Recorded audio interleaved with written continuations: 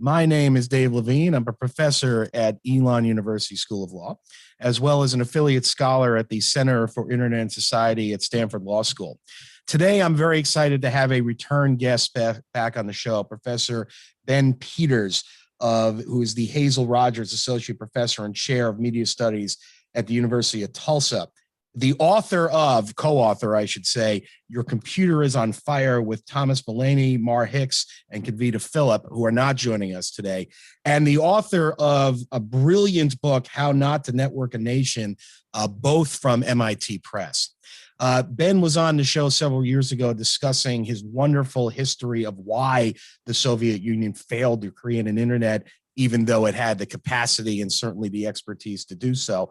In Your Computer is on Fire, Ben and his co-authors and a variety of contributors take on a 2021 version of what technology has done to us, what it might be doing, and as they say, factually, what we can understand about it. Facts are something which are at the center of what Hearsay Culture does. For longtime listeners and also new listeners, we focus on accuracy on this show, not necessarily objectivity, which may be a false goal, but accuracy. How do we understand the context of the information that we get, assuming it's truthful? And what do we do with it? Which is very much what Your Computer is on Fire is all about. As the back cover of the book says, quote, "This book sounds an alarm. After decades of being lulled into complacency by narratives of technological utopianism and neutrality," topics that we have covered on Hearsay Culture heavily, people are waking up to the large-scale consequences of Silicon Valley-led technophilia. Now, before those of you in Silicon Valley turn off the show and say, moving on, this is not a book in my read which focuses on Luddite anti-technology palaver. Rather, it tries to take a nuanced approach to what the real issues are and why we might be concerned about them in ways that go beyond the basic. For example, if we have algorithmic computing, that is not necessarily a bad thing normatively, unless that algorithmic computing ignores the human beings behind it. And the human beings impacted. And that is the focus of Your Computer is on Fire. So I'm very excited to have Ben on today to discuss this book, to discuss the contributions, and really to kind of, answer some, tougher questions about why we should care. Ben is joining us, presumably, I know via Zoom, from his home in Tulsa. Am I right about that, Ben? That is correct. Excellent. We are recording on March 26th, 2021. Ben, thank you so much for joining me again on Hearsay Culture. Thank you for having me, Dave. Delighted to be here. So let's start with the obvious, Ben. Your Computer is on Fire. That's not a hyperbolic title, is it? Not hyperbolic at all. It's actually precisely what you were calling for. It's a return to history. It's a return to a recuperation of the facts as they were and as they are. Your Computer is on Fire is a call to attend to the history and present that continues to burn in the wake of what we might call the tech lash. I would even go so far to say, you might gently prod us to say that it feels hype-ish. Yeah, I think it's quite the opposite. I worry, if anything, about this book that we have, despite spending the better half decade kind of curating and drafting its arguments and its arrow-tip statements, I worry that our language has not been propulsive or compelling enough. That in fact the case to attend to technology critically, and that's not Luddite, but to attend to its facts, is so compelling that if we don't get books like this and others out into the mainstream discourse, we will be damaging the future as well as the present. So let's talk about that, right? I mean, and I'll start with the obvious question, which sounds pedantic, but it isn't, right? You're on a computer, I'm on a computer. Obviously, you're not literally saying computers are on fire, although some computers do catch fire, as we know, and they usually wind up as memes, right? So what is it about the fire analogy that should cause people to say, what's going on here? Why are these authors so concerned to literally call their book Your Computer is on Fire? And by the way, you have a not so subtle image of a fire, right? At least a graphical image of one right on the cover. What's the fire? What's the fire? Brilliant. So I will point out that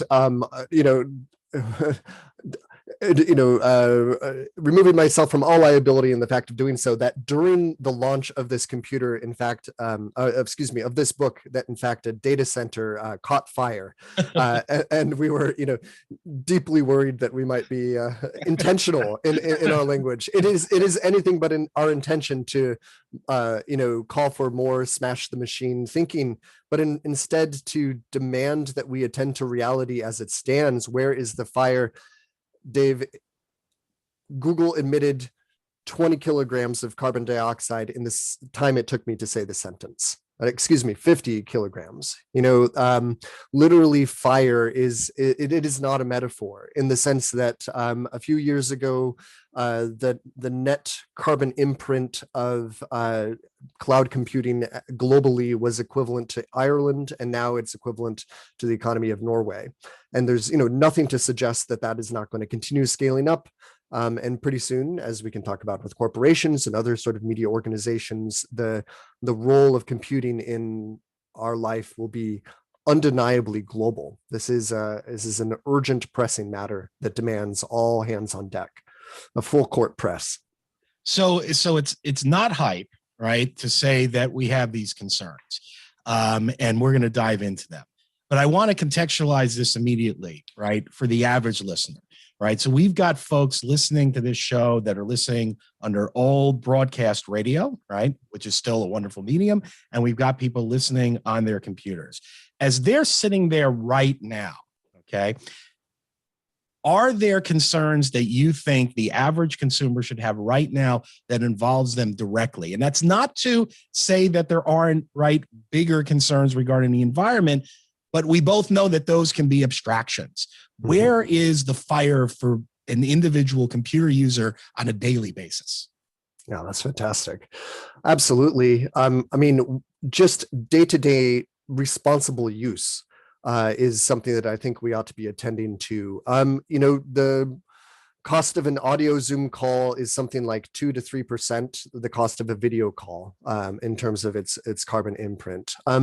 Moreover, are we attentive to privacy and how we're buying and selling our own data through our behavior online? Are we willing to let our traces kind of be gobbled up and put to work beyond our ken?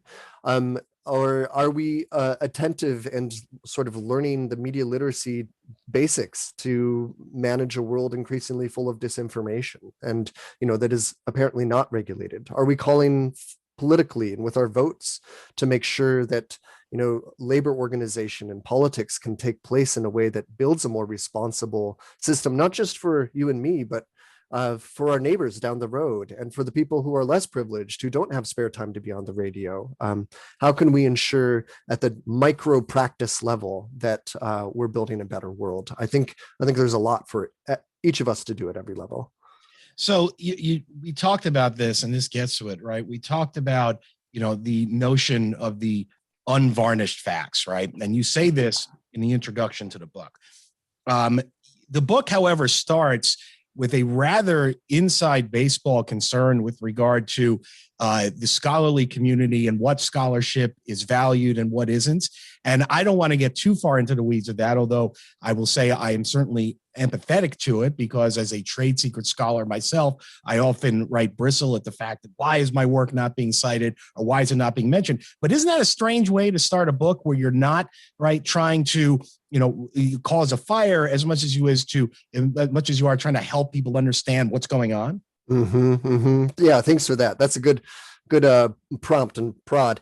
So I think the reason we begin the book as we do, which is as you begin with kind of the inside baseball reflection on which disciplines are helping which disciplines, is because we want, in some level, to begin with the local facts.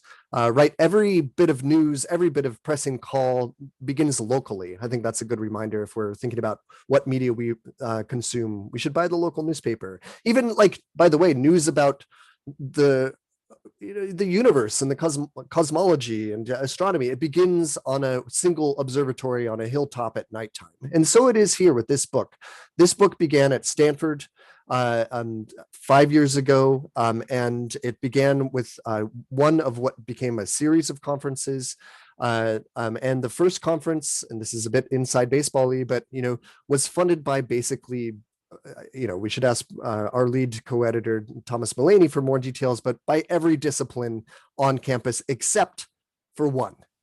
And the one that excluded itself is the very mainstay of power on Stanford campus, which is the computer science department. Right. And so, we don't care about, a few bucks here or there. The conferences were spectacular. They created great work. They went on to win prizes in a number of different publication fields, including this book, but not only this book.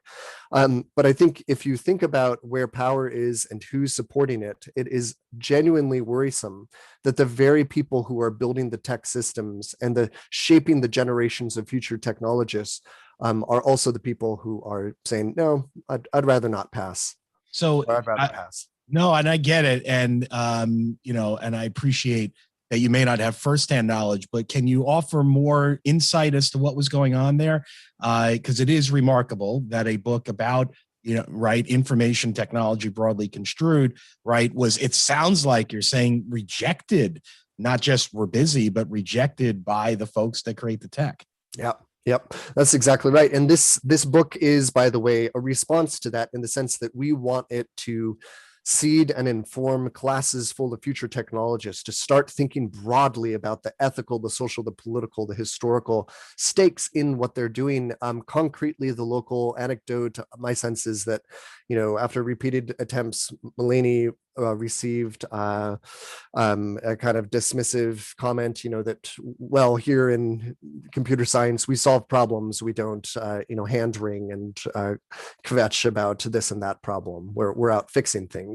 And that's precisely, that basic rhetoric of solutionism and kind of can do, fix it, is precisely the rhetorical cover that allows for such irresponsible behavior to take place in the first place. And I don't blame that computer scientist person for not knowing what they don't know, but it is definitely a performative indicator that the problem is real and it's baked into the very mothership, as it were. We're chatting with Ben Peters, co-author and also co-editor of the book Your Computer is on Fire from MIT Press. So Ben, this is fascinating and I think worthy of exploration without getting into salacious details. I'm affiliated with Stanford, remain affiliated as an affiliate scholar. I was also affiliated for several years with Princeton's Center for Information Technology Policy that has a similar goal as CIS at Stanford, and frankly, your book, which is to create dialogue. So if I understand the introduction as in a sense being a response, perhaps I'll jump right into this, right? Which is if dialogue is what this is all about and understanding, right? That's an inauspicious, augur of where we are. What do you think accounts for, and I agree that I've seen this happen too, the lack of communication, ironically, given the technology between technologists and others. No, that's fantastic. I mean, for me, and I'm sure my co-editors would have, bigger and brighter comments on this. It ultimately boils down to who has power and who benefits from the current system. And so, I think it's in techs, whether at a pedagogical or at an industrial levels, self-interest to stave off genuine concerns that would require serious self-reflection and internal reform. There's a profit motive built in kind of profitable stories. And, for better or worse, stories of concern and fire and alarm are less sexy. They sell fewer hotcakes. They get fewer pellets than stories of, utopian promise. Although, Dave, as you rightly pushed us, I should be really clear to note that for the careful listeners, this is not a dystopian narrative either. And I can comment more about that later. Yeah. Go ahead. Well, yeah. And so, look, this is super important to me, right? I mean, Hearsay Culture is a program founded on the very notion that not just the truth will out, right? But that the sharing of information is essential for societal improvement and, open discussion and dialogue, which includes a fair amount of self-reflection and an unpopular practice of admitting that you're wrong. And I'm not asking you to do that here, but I really want to push on this, right? If the response to you or your colleague's invitation was, we create things, then let me push on that for a moment and kind of make that argument in a more full-throated way, right? What does it matter to analyze the broad trends, right? And I'll go even further and say the impacts. When all of this technology is being pushed by forces that are primarily commercial, right, that are primarily profit-driven in these new products, and, right, those entities are not going to be affected, if at all, by Hamlet-like ringing by academics like you and me, right? They're going to be focused on what does the consumer want and what will they pay for it. This is a fundamental, genuine struggle, and I agree. I want to be really clear that I'm not setting us up to apologize for a kind of combative or aggressive dialogue. I think the dialogue already is aggressive, before we arrived at it. What I think you're precisely noting is that even it is in the self-interest of those who design things to imagine that design doesn't involve them. So, but that's just simply not the case. That in fact, the stories we tell about the products we design are the covers for reality. And it would be much more healthy if we could kind of attend to what actually is and begin from that position, a position in which, image recognition is identifying the wrong race, or in which banks are kind of cannibalizing our accounts for hidden fees and tucking them away in neoliberal ways that we can't trace, or ways that the environmental externalities of technology are being hidden from the corporate cost accounting and balanced budgets that we're designing into tech. I think in my article, which I can touch upon it at some point, I go so far as to say that I don't think that we can trust design values themselves to produce the values that they seem to be designed around. That design value is often almost counterproductive, right? When we promise social responsibility and good governance and a kind of democratic technology, it's often that very promise that lets us avoid the check in hand of regulation or the self-reflection. If I declare myself a good neighbor, loudly, I may in fact be ensuring that my neighbors never come too close to me, right? Or that I can continue to avoid doing so in practice. And so this is a genuine trick. I mean, when it comes down to it, how do we show virtue and how do we correct? For me, it has to be in the practices. It has to be in the actual facts. And I agree that, there's a kind of rhetorical double-faced here where we have to say things are broken, but at the same time, be willing to rebuild and have hope for some better future. But I think ultimately, if we can't acknowledge that our best designs and our best intentions fall short, then we really don't have our own best intentions in mind. We're chatting with Ben Peters, co-author and co-editor of the book, Your Computer is on Fire, on ZSU-FM Stanford. Last question on this, Ben. So since the book has been out, and it's been out for a little while here, have you heard from technologists? Have you heard from computer science people? And if you have, what have they said? Two anecdotes. The very first review was in a tech business magazine and was surprisingly positive and accepted, and saying, you know what, this is a not Luddite, but very clear articulation of the techlash culture that we're feeling, but it's doing so in a substantive way. It's providing facts and resources and context that are often so missing in the firestorms of Twitter. So that was the first. And the second, I'll just note that in my own committee work here on campus, I'm in the precise space where I'm helping to design a cyber school. And, I'm talking to my faculty in a very engineering tech focused faculty about how we can build out a genuinely holistic integrative curriculum. And I have to say, like, so far, the computer, Your Computer is on Fire has been an important signal for saying, look, there's substance here, there's ways to integrate and to really attend to the fact that technology is almost never about technology itself. it always involves the political, the ethical, the social, the historical, gender, race, sex, class, and that it's a genuinely integrative liberal arts approach is going to be necessary, even to begin to tell appropriate stories, factually based stories about technology at present. And let's get to some of those stories here. And as I mentioned in the introduction, you've really got an all-star cast of folks from broadly the humanities writing here. Some folks that have been on the show in the past, others that I would love to have on. And you've got 4 parts to the book. Part 1 is titled "Nothing is Virtual." Then part 2 is titled "This is an Emergency," and you've got issues involving gender and Siri and robots. And even games, which is a topic we've discussed on Hearsay Culture in the past. Where will the fire spread? A little bit of futurism, as it were, and which is certainly understandable before the after forwards. So, with all of that, I'm not asking you, of course, Ben, to speak for all of the authors of the book, but perhaps you could share with us, and you started getting to it, right, what you consider to be the biggest fire or one of the biggest fires that we might not be aware about, and which one perhaps is a much more subtle one that really requires more attention. Yeah, that's terrific.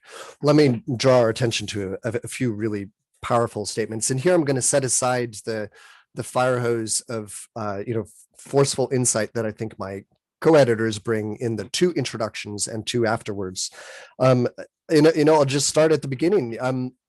As Nathan Engsmanger argues, Amazon, like Sears before it, is fundamentally not even a tech company so much as it is a logistics company that's based in capital, materiality, that, the kind of premise of virtuality is embedded in bodies, often women bodies who are programming and organizing and coordinating.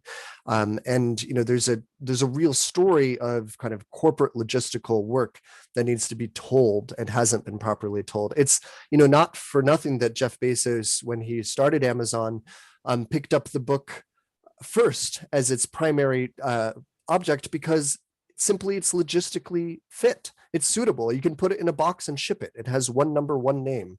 It's a nice unit for kind of building out surveillance capitalism or networked capitalism, as it were. Sophia Noble brings really forceful insights into the problems of dirty data, images of sexist, racist, just fundamentally civilizationally backwards robotics that she draws to our attention. So often, these are my words, not hers, but I feel like robotics ends up feeling kind of like, in its images, in the cultural stereotypes that we apply to it, it feels so much like a male self-reproduction fantasy almost. I mean, it's like out there. Why are there sexy robots in white and blue all the time? And she calls instead for a human-oriented, much more down-to-earth, engaged sense of how can humans and machines coexist, and how can we get together and build a better here and now. Sarah Roberts really brings it home with an argument that basically shows that every time we think that your technology is automated, there's always a human behind it. And this is a point you made before. It's not to say that every tech is anti-human, but rather that behind the promise of automated technology is a human. This is true within smart algorithms, that it's often the intelligence of people who are actively curating and monitoring and adjusting the work of that algorithm. Or, commercial content moderation. If you think about the people who are trained, as Mitali Thakur does, to observe child pornography and the kind of hidden awful labor of apprehending awful images, that's a kind of visual labor that cannot be just swept under the rug. It's part of the internet that we've created, and it cannot be automated away. Even so far as like the self-checkout counter at the grocery store it's got a human behind it, and there's been studies that have suggested that, we as consumers, as we check out at the grocery store, we're often less attentive, less socially responsive to the manager who's going to come, code in cucumbers and swipe the key code to get the machine unstuck. But that human laborer is actually doing 8 times the work, right? So they're getting less social grace, less labor flexibility, and they're kind of hidden in our own imagination of, well, this is an automated checkout, so I don't have to attend to the human. I think this happens again and again. I could go on. Well, and we'll contextualize it a bit as we get into these issues. Let me ask you one more question to kind of frame, and then after the break, we're gonna get into some commentary of others and maybe expand a little bit from there. We've just talked about it. There's two primary critiques that the book offers as a broad view. One, as you just alluded to, is that nothing is virtual. You argue that the notion that this is all right in the cloud and so forth is really a misnomer, and as you've already said, allows technology entities to kind of dodge critical oversight because it's all abstract, ephemeral bits. But the other point you make to that, which I want to push on, is you view the jargon used by the technology industry, and I'll use the cloud as an example of it, which, as you know, Larry Ellison, right, famously said is just someone else's computer, right? And these are your words: sanitized, deodorized, and neutralized vocabularies that, quote, exempt from critical analysis. Language is important. And I'd like you to develop that a little bit more and explain to listeners, why is this language, which has been developed, and let's be fair, right, to describe perhaps new technologies, right, notwithstanding Ellison's critique of the phrase the cloud, why is that so bad? Yeah, no, that's terrific.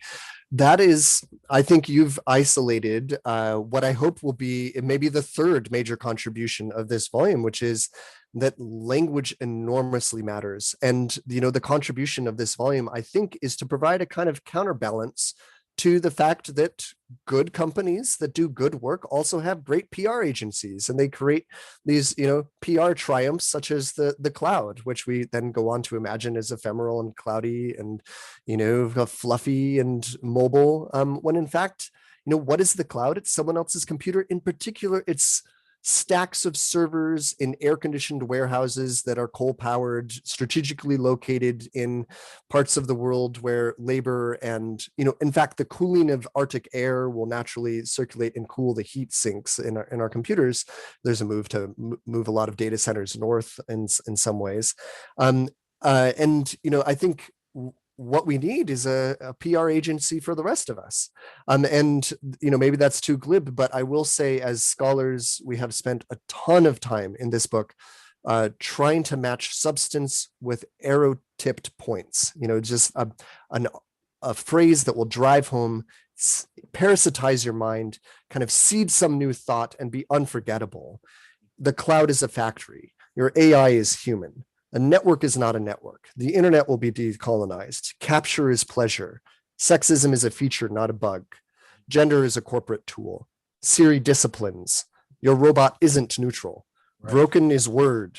You can't make games about much. Coding is not empowerment. Source code isn't. Skills will not set you free. Platforms are infrastructures on fire.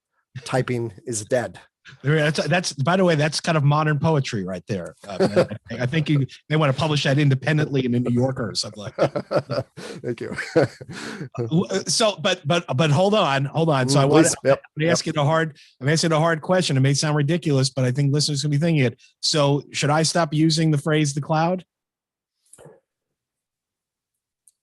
I think you're welcome to keep using the phrase "the cloud." I think, the so-called cloud might occasionally be helpful. Cast a little shade on it.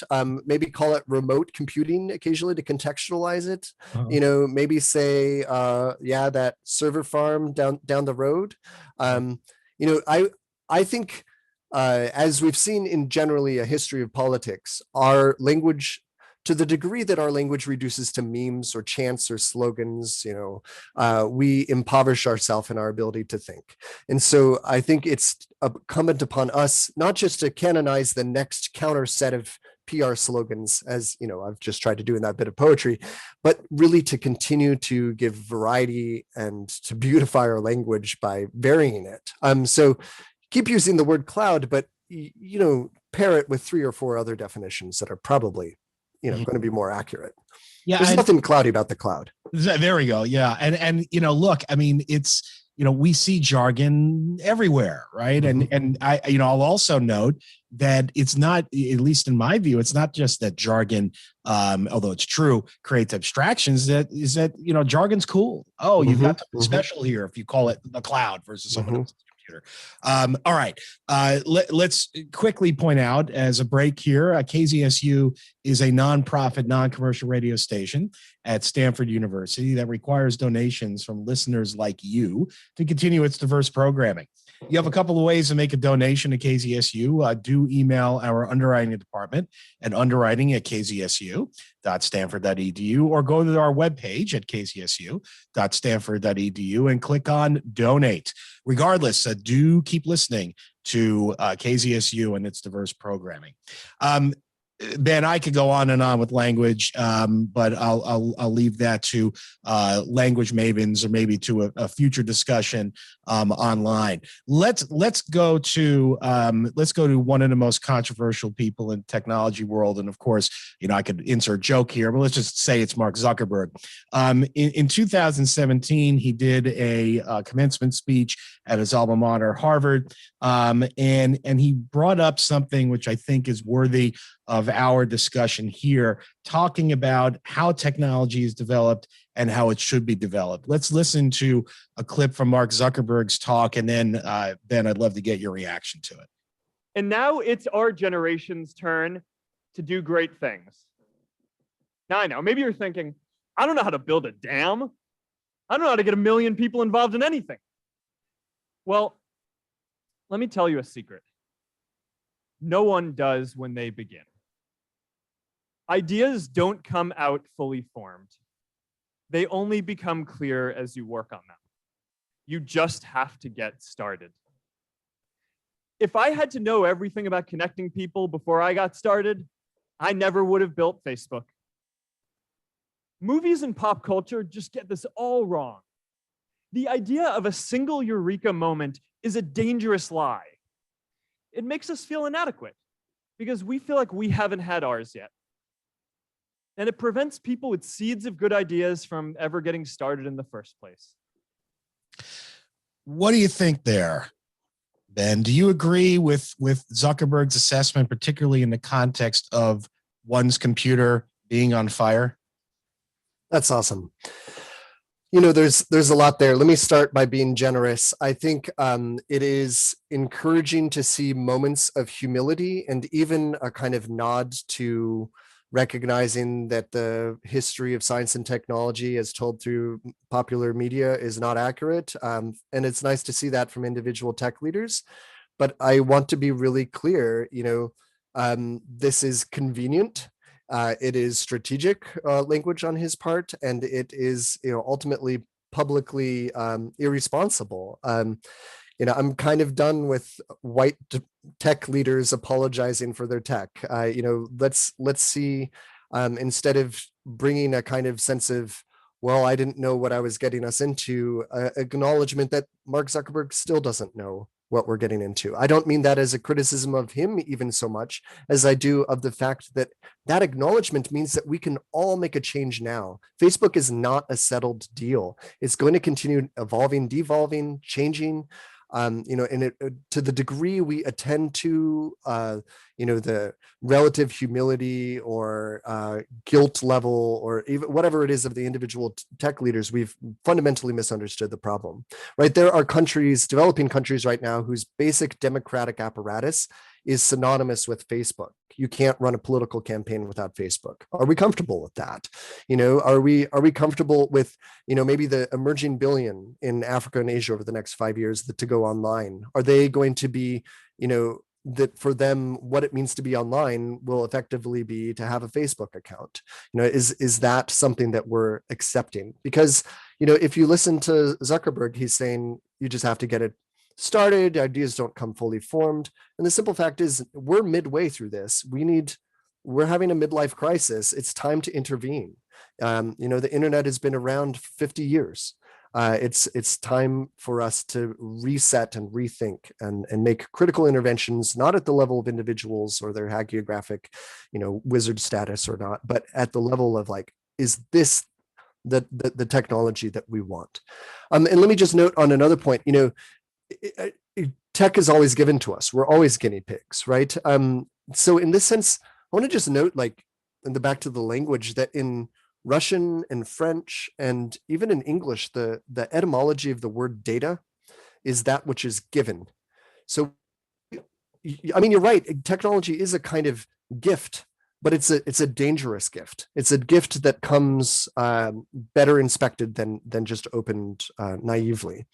And I think it's like the call here is to invite all of us to stop accepting the status quo and to start calling for not just humility from our individual tech leaders when they're standing before Congress. I think there are 3 of them today, claiming lack of responsibility before Congress, the very mechanism that could hold them responsible, but instead to hold all of ourselves responsible, to kind of spread and rebuild, and to attend to the enormous inequalities that this tech system has, well, both tried to cover up and exacerbated and amplified when it comes to sexism and the racism and class inequalities that are baked into it.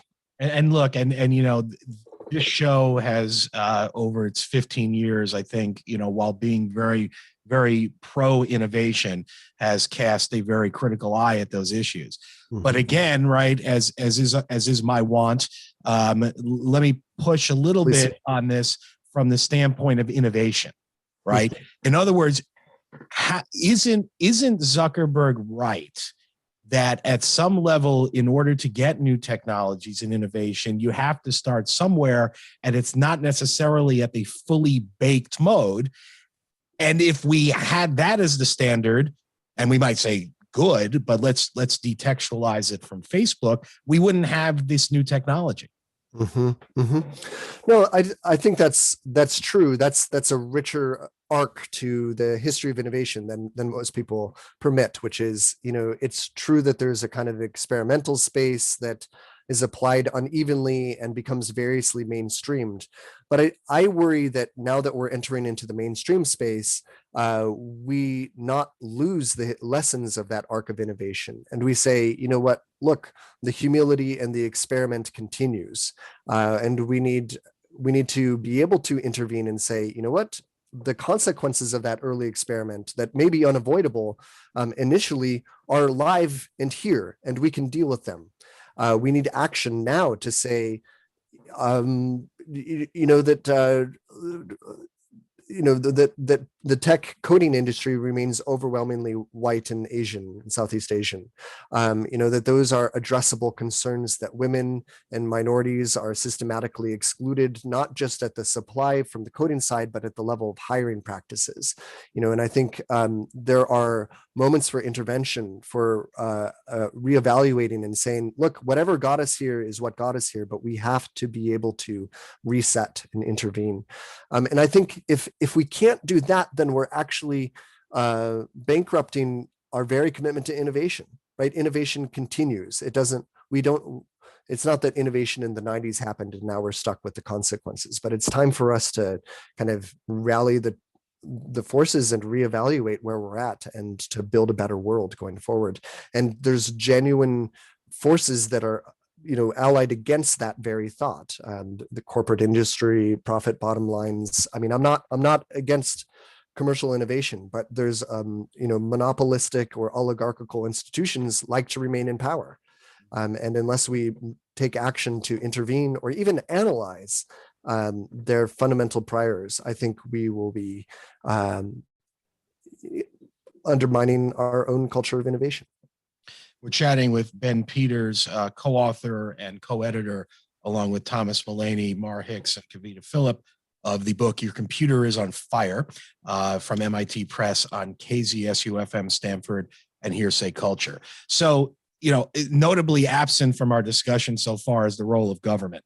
And this is a fraught topic, of course, on March 26th, 2021, given what the world has experienced, much less the United States, over the last several years. What kind of oversight from a governmental or regulatory standpoint should we expect of tech companies? But more importantly, perhaps even if that oversight exists, can it achieve even remotely the laudable goals of let's just call it just generally equality of opportunity and equality of outcome. And I'm borrowing that from employment discrimination law, one of my areas of expertise, even if we got the oversight. Well, exactly the right question. It's unlikely that we will ever arrive at some utopia of perfect equalities or in which, justice has been fully achieved. However, there are rank and, sometimes even vile injustices that can be addressed and that deserve and demand our attention. Tech has for the longest time been pulling off the fact that it calls itself tech and not a media platform. So simply recategorizing it as the media platforms that they are would subject it to FCC regulation. And as Sarah Roberts calls out for, would just be a more accurate description of what technology and its platforms are. I see opportunity, a few others, Tim Wu, I don't want to invest giant, heroic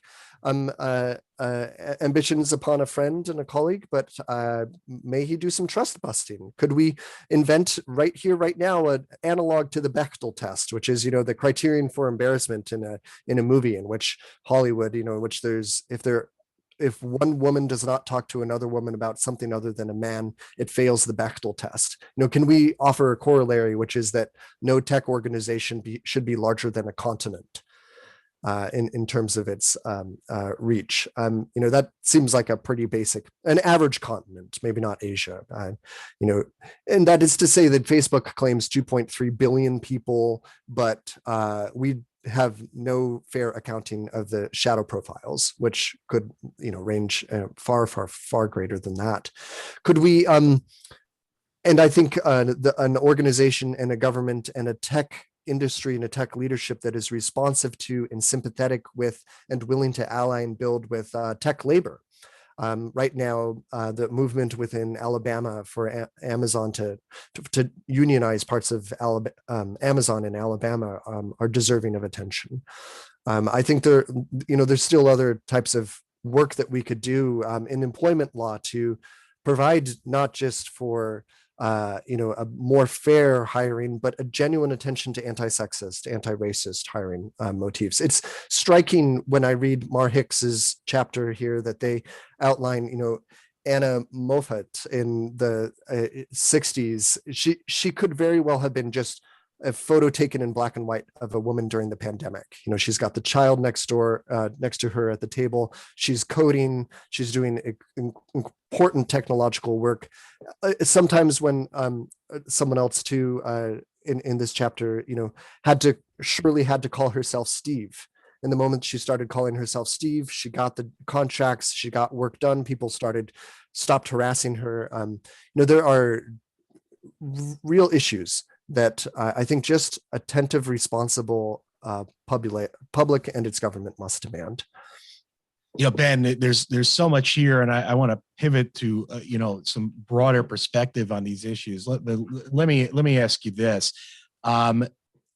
if one accepts the basic premise that these are fundamental problems that individuals, regardless of their demographic qualities or demographic characteristics encounter, what can they do about it? Right? I mean, I come back to this now, having discussed it with you at length. Right? If I'm sitting at my computer, you're right, and your co-authors are correct. There is a ton of privilege associated, as you pointed out, with being able to leave social media, right? And Siva Vaidyanathan, has made that point, right? There's a ton of privilege from being able to say, I'm not going to participate in that. I remember, and of course, privilege runs in all kinds of directions. I remember my sense of personal jealousy when I heard Elton John or Sir Elton John say on a late night show that he didn't have a cell phone because he didn't need to have one. But for 99%, I'd say, of the population, I mean, put aside Elton John, right? You're not walking away from the technology at the level where you can take a stand. right? So even if you want to, can you give us a few concrete things that you think my listeners should do if they buy the premise, okay, that there is something that needs to be fixed? Fantastic. Lift where you stand. You know, wherever you are, there is some amount of work that can be done. And that is, you know, just the sense of unease that you're articulating, the sense of self-recognition of, oh my gosh, I belong to the privileged few that could log off from Facebook or Twitter or you know, sort of try to find a way of moving forward without the most recent tech. You know, that is itself a privilege. It puts me in a few. Just an acknowledgement of that privilege, I think, is an enormously helpful step, because it then nudges us to a fundamental and I think philosophical acknowledgement, which is that no individual can exist alone. We must bear one another's burdens. And, you know, I don't mean to invite a complete exhaustion of empathy as we, you know, scour the news for, awful news and just feel ourselves worse all the time, but instead to say, there's something small I can do today to help. I can support a labor organizer. I can donate to a political campaign. I can, gently correct and, point to richer sources in my online conversations. I can kind of not police, but encourage responsible discussion that is attentive to other people's needs. I think that kind of really basic acknowledgement that individualism is bankrupt itself, and that every individual is not an island, and that we can only exist as individuals to the degree we bear one another's burdens, is a huge step forward and a necessary reminder. The language we use, the politics we pursue, the best behavior practices that we use online, do we, are we part of the polarization discourse that only insults or screams? Or do we take responsibility and exclude ourselves from toxic and poisonous conversations and protect ourselves? But also build in a meaningful way. I think these are vital questions that have many important answers, and they're questions that each of us should be grappling with as individuals and communities. Ben Peters, we're going to move a little bit broader in our waning minutes. Co-author and co-editor of Your Computer is on Fire from MIT Press. So, you Ben, and you're among you. Well, just put it this way: you are an avid reader. And I'm sure you have a stack of books that you're reading. What are you reading right now? By the way, I'm not asking tech necessarily. Yeah. What's on your nightstand? What's on your end table? What are you reading? What a generous and lovely question. Thanks, Dave. Well, cool. Well, I'll start with the fun one. So we've got 4 kids at home, and when they move into the space where they can get phones, one of the ways that they maintain a phone is they read a book of their parents' choice and discuss it with us each month. So I'm excited. That's a good idea. It's been really fun. I've discovered a lot about my kids and about the world together, and I love it. My sons are about to have a new requirement to keep their phones. So my 11-year-old and I are going to be reading Archaeology from Space by Sarah Parchek. So she's a space archaeologist who's interested in how satellite and GIS imaging can advance archaeology. And she's, just broadly recognized as a really interesting scientist and scholar, and I'm excited to learn from her. I'm geeking out in my normal, post-Soviet ways. Anya Bernstein at Harvard has written a book called The Future of Immortality: Life and Death in Contemporary Russia. And it's actually not even contemporary. It's also a history, a beautiful history of, transhumanism and attempts to, the bold, craziest ways that Russian thinkers tend to be, like, how can we extend life beyond its limits? And this, we have a Silicon Valley version of that, but the cool part is it's a much bigger global story with lots of twists and turns. How about for example, an Orthodox priest sitting in a monastic study of his own, imagining in 1890 steering the planet as a spaceship that would zoom around the universe, gathering the remnants of our deceased ancestors, and thus reconstructing through, like, in his Orthodox Christian lens, the complete resurrection of humanity. I mean, just like Silicon Valley's got nothing on these guys. I'm loving Aziz Rana, Two Faces of American Freedom, which is a profound and moving and enormously substantive history of how American freedom is baked into its settler culture, and how settler and colonialism are kind of inextricable from the history and political ideologies of freedom. Frank Pasquale, of course, his new Laws of Robotics, I think is a really lovely reflection. And Frank was on the show about a month and a half ago. Yeah. Huge hat tip to Frank for the work he's doing to help us think more humanistically, more humanely about that. Pankaj Mishra, I'll give it's a really beautiful essayist, intellectual history of ideas and anger, has written a book a couple of years ago now called The Age of Anger. And I just, it's a stylistically gorgeous and a very interesting reflection on how the 21st century, what seems to be caught up in genuine resources of anger, both good and bad, can learn a lot from the 19th century. And so there's some really good stuff in there. So yeah, I mean, those are a few.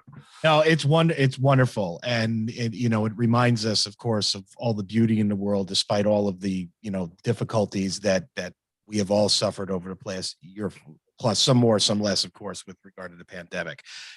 Speaking of this kind of literature, when I was reading your book, I thought we have to discuss Apple at some level, and particularly I decided their famous commercial from 1984.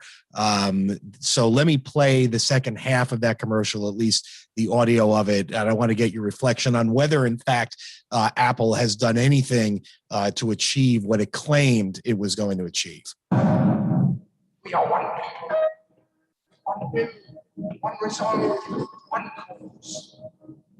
Our hands shall talk themselves to death, and we will ride them with their own conclusion. We shall prevail. On January 24th, Apple Computer will introduce Macintosh, and you'll see why 1984 won't be like 1984. Did they do it? Maybe not in 1984. And I'm not sure. I think I know the answer for 2021, maybe. But did they ever get anywhere near their stated commercial marketing goal? Wow, what a great question. I'll tell you what I think they did. I think they took a bite out of the apple. I think it's undeniable that Apple's contribution is real, and it can't be reduced, and stories need to be told about it. But I'll tell you what I think about that commercial. I think it is just as promising and alluring and ultimately misleading as its opposite, which is the 1984 narrative by the Orwellian dystopia. So I'll tell you, this is what I think they did. They gave us in 1984 a really rich way of imagining a utopian tech future that frankly went on to power the, industrial might of the 1990s tech boom and some of the aughts. But then that utopian rhetoric has run out, and we've seen in retrospect its bankruptcy, but that is not the same thing as acknowledging a dystopia. And so let me tell you what I mean. I think that, rhetorically, if you look at folklore, if you look at history, if you look at how narratives are structured, that utopias and dystopias are actually the nearest neighbors. They are usually only one step apart. Stepford Wives, you don't know it's a utopia until, oh my gosh, it's a complete dystopia, right? Or that there's narratives like Avatar, where technology has seemed to compel us to bring us to some progressive future, and then it's magically disappeared and left us in this bioorganic utopia. I think both of those are mistakes of the same category. And what we have found ourselves now is in a world where, yes, Apple has taken a bite out of the apple of tree of, that their initial logo, by the way, was not an apple with a bite out of it, but it was Isaac Newton sitting really? underneath a tree. Yeah. Huh. So that like with the notion of trying to take knowledge, I think knowledge is actually a more useful place to return to, because knowledge doesn't have to be utopian or dystopian. It can just be a kind of confronting affronting realities before us. And we can see that, Apple has brought about great things. I'm surrounded by their products, my gosh, but I also see that our democracy, our, politics, our history, our globalization instincts may not be better for it. And that is the consequence of real knowledge. So in a way, I think we have accomplished something they set out to do. It wasn't utopia or dystopia. It was bringing about knowledge. But knowledge is painful. It's transgressive. It's hard. It comes with humility and a sense of obligation and responsibility going forward. So maybe that's a very abstract way of saying that's what I see the legacy of Apple as, not what they promised.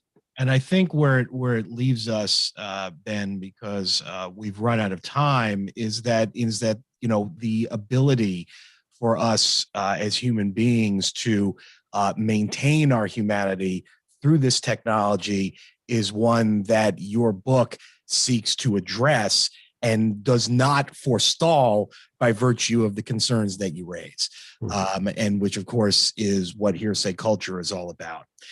Ben Peters, the Hazel Rogers Associate Professor and Chair of Media Studies at the University of Tulsa, and the co-author and co-editor of Your Computer is on Fire with Thomas Mulaney, Mara Hicks, Kavita Phillip. Thank you so much for joining me again on Hearsay Culture. I always love having you on the show. I look forward to future discussions on and offline. And thank you for bringing this wonderful collection of leading thinkers to the fore to discuss these incredibly important and solvable, right, from your book, concerns that we have. Thank you, Dave. Delighted to be here. Hearsay Culture continues apace. This show is airing on March 26th, 2020. We will be not on the air for a few weeks as, and this is a good thing, athletics have started up again. And so KZSU will be airing Stanford Athletics during the normal time when Hearsay Culture is on, which is 8 p.m. Pacific on Fridays.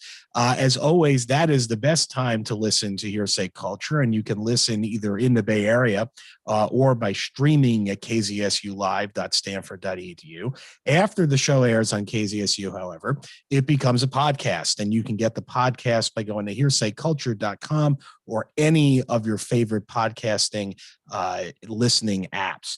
As always, folks, particularly as I am in the process, and I have a lot more to say about this coming soon, of relaunching Hearsay Culture for a 2021 and on environment. I welcome your comments, suggestions, and feedback at dave@hearsayculture.com or by going to our webpage and going to the comment page. Thank you so much for listening today. Thank you for taking the time. Please stay tuned to KZSU for more diverse programming, and have a great day.